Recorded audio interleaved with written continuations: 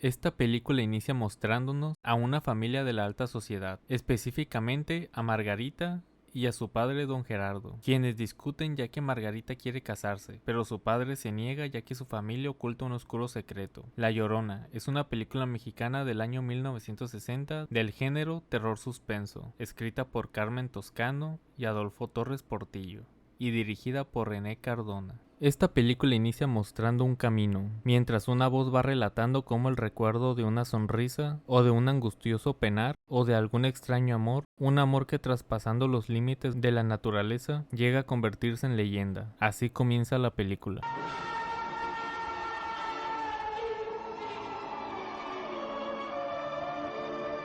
Aquí conocemos a don Gerardo y a su hija Margarita, la cual llega para decirle a su papá que quiere casarse, pero este se opone recordándole que no se puede casar, ya que el pecado de los padres caerá sobre sus hijos, sobre los hijos de sus hijos y así, a lo que Margarita le dice que hasta cuándo, a lo que su padre responde que hasta que el fuego consuma el odio que se ha fundido con el metal y ella alcanza el perdón. Margarita dice que eso es estúpido, y su padre dice que eso es lo que es. Al día siguiente conocemos a Felipe, quien viene a pedir la mano de Margarita, a lo que su padre sigue oponiéndose, y ella responde que ha vivido atada a una leyenda, y que con su permiso o no, ella se casará. Su padre sin más remedio acepta diciendo que ella sabe lo que hace cuando escoge ese destino, ojalá y nunca tenga que lamentarlo. Luego nos muestran imágenes de la boda, y cómo Felipe y Margarita regresan a su casa, y nos enteramos que Margarita está embarazada, algo que preocupa a su padre, y damos un salto de tiempo, donde conocemos a su hijo ya crecido, llamado Jorgito, y vemos cómo Margarita se volvió una madre muy sobreprotectora con él, algo que molesta a Felipe,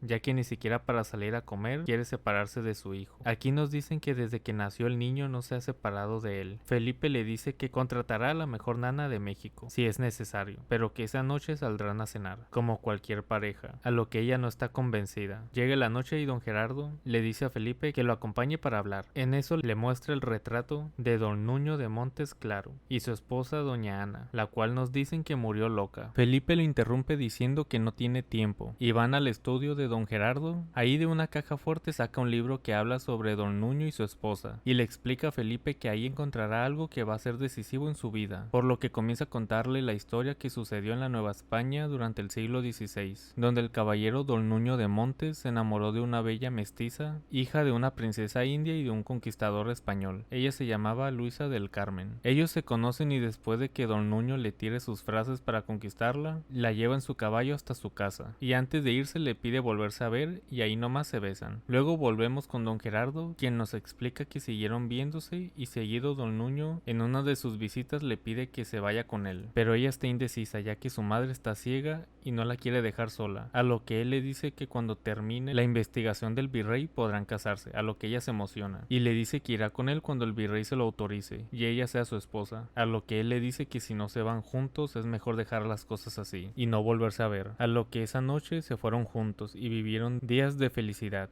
Y Luisa del Carmen tuvo su primer hijo. Ella quiere ponerle Nuño como su padre. Ahí vemos a María, quien ayuda a Luisa en la casa, quien le dice que deje de pensar en Nuño, ya que la dejó sola cuando supo del bebé. Pero Luisa, como es amiga que no quiere darse cuenta, sigue esperándolo, ilusionada, y piensa que cuando conozca al bebé podrán al fin casarse. En eso llega Nuño y Luisa felizmente le dice que le dé un beso al bebé, ya que ella no lo había hecho para que él fuera el primero. Pero Nuño al verlo no se le nota muy feliz, y le dice que se parece a ella, y solo le pide a María algo para comer. En eso le dice a Luisa que volverá a irse y que el bebé se llamará Pedro, a lo que Luisa sumisa y sin opciones acepta. También le regala una joya por haberla dejado sola con el niño. Ella le dice que si aún la ama, a lo que él le dice que sí. ¿Hasta la muerte?, pregunta ella, y él le dice que sí, y Luisa vuelve a recordarle que aún no ha besado a su hijo, pero él solamente lo mira y le dice que como viene lleno de polvo no lo quiere ensuciar y se va a limpiar. Nos explican que los viajes y el servicio del rey eran pretextos para alejar a Nuño de Luisa. Luego nació una niña, y vemos como Luisa piensa que antes del nacimiento de sus hijos todo iba mejor entre ella y Nuño, y ahora solo piensa que sus hijos son el abismo que los separa. En eso tocan la puerta y Luisa toda feliz va a abrir pensando que es Nuño, pero solo es Tristán.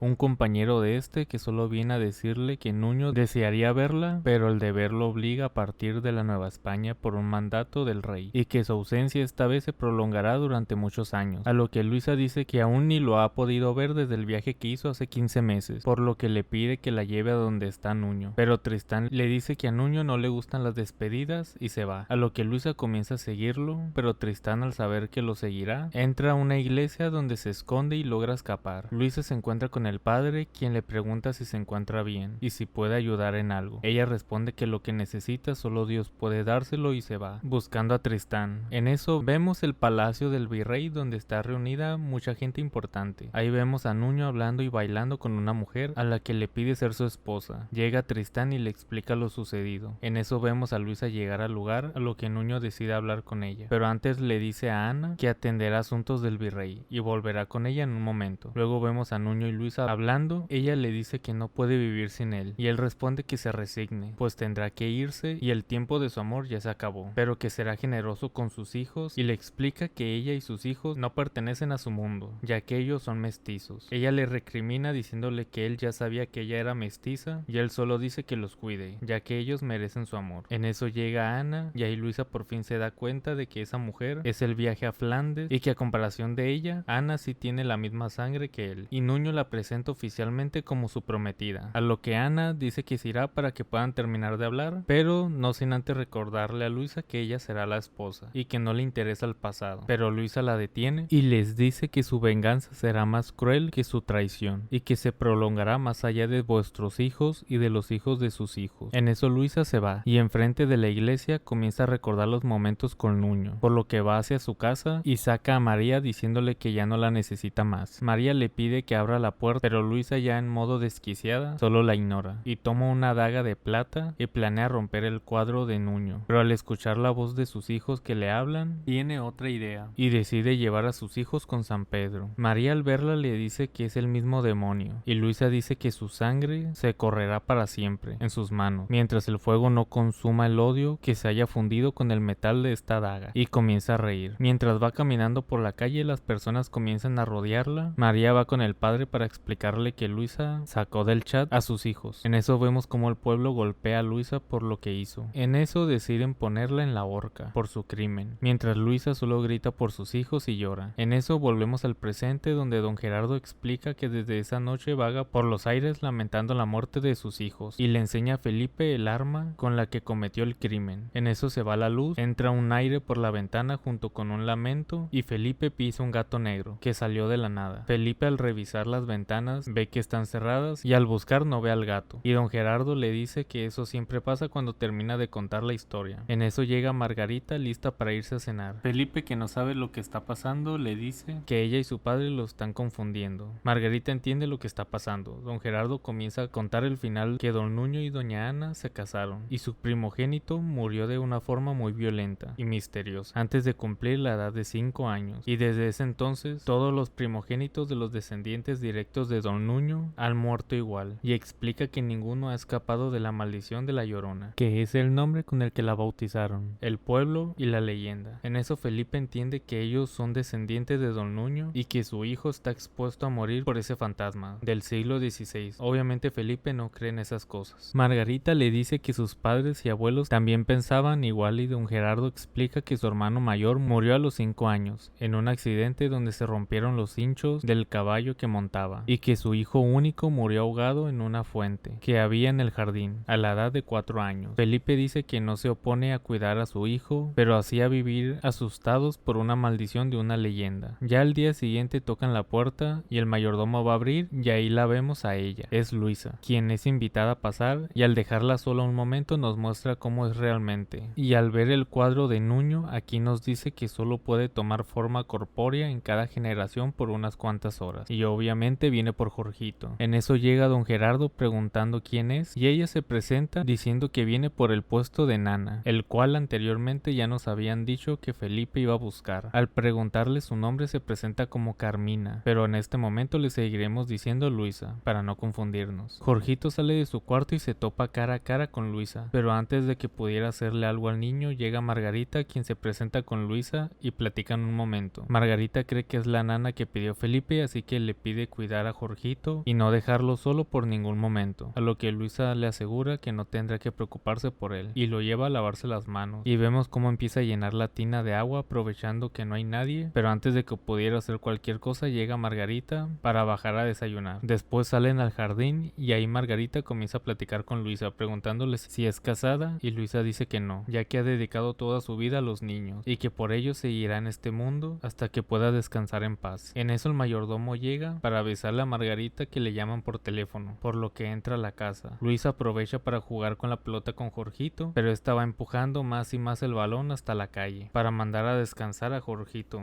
pero al final no pasa nada, ya que los carros frenan justo a tiempo. Luisa va por Jorgito y se lo lleva al jardín. En eso llega Felipe, quien se presenta con Luisa y le dice a Margarita que esa noche saldrán a cenar. Mientras están distraídos, Luisa aprovecha para intentar que Jorgito se clave unas tijeras, pero igual no pasa nada. Al llegar la noche, antes de que Felipe y Margarita se vayan a cenar, don Gerardo dice que no recuerda de dónde había visto a Luisa antes. En eso vemos cómo Luisa intenta que Jorgito se caiga por la ventana al tomar una flor de un árbol, pero no vuelve a pasar nada. Felipe y don Gerardo revisan el libro, pero no encuentran a nadie llamado Carmen, por lo que piensan que no hay peligro y se terminan de alistar para la noche. En eso Felipe y Margarita le avisan que se irán a cenar y le dicen a Luisa que cuida al niño y cualquier cosa puede ir con su papá, a lo que Luisa les dice que el niño ya no despertará y que se vayan con cuidado. Estos se van y Luisa aprovecha y dice que la hora de partir se acerca, mientras vemos a don Gerardo guardando el libro y otras cosas. En eso cae una foto de este y se da cuenta de que Carmen es en realidad Luisa, y al revisar la daga que tenía ya no está, por lo que corre al cuarto de Jorgito. Vemos a Luisa, quien dice que si por una sola vez dejara de cumplirse su venganza, la maldición se acabaría sobre los montes. En eso se da cuenta de que llegó la hora establecida y saca la daga, ya que su maldición no debe tener fin. En eso vemos a don Gerardo intentando abrir la puerta desesperadamente y Luisa solamente desaparece, y don Gerardo logra entrar escuchando el lamento de la Llorona y viendo que Jorgito está bien, por lo que toma la daga y la quema. En eso llega Felipe y Margarita preguntando si pasó algo, a lo que él responde que no, y que la nana se fue sin dar explicación. Margarita dice que qué lástima, ojalá vuelva, y Felipe mira la daga y don Gerardo dice que significa que la maldición ya se acabó, que el fuego ha consumido el odio que guardaba en ese metal y los Monteclaro pueden vivir tranquilos al fin.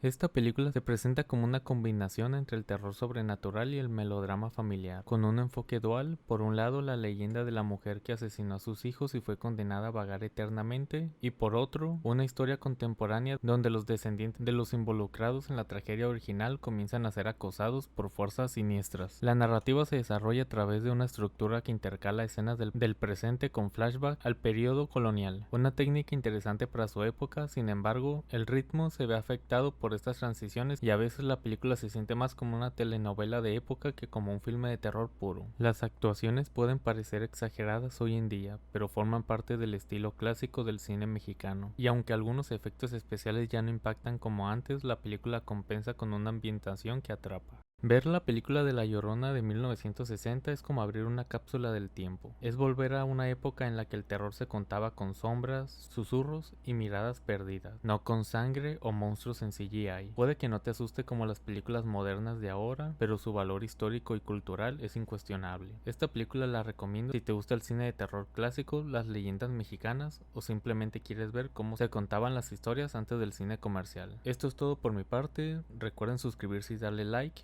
Y nomás como último aviso quiero decirles que aunque yo haga los resúmenes de películas en mi canal, siempre les voy a recomendar que las vean antes o después de ver los resúmenes, ya que realmente valen la pena y siento que este tipo de películas están siendo muy olvidadas hoy en día. En la descripción de este video van a encontrar mi Instagram, donde voy a estar publicando las próximas películas que voy a resumir y donde también estaré haciendo votaciones para que ustedes decidan qué película quieren que sea la próxima en resumir en el canal.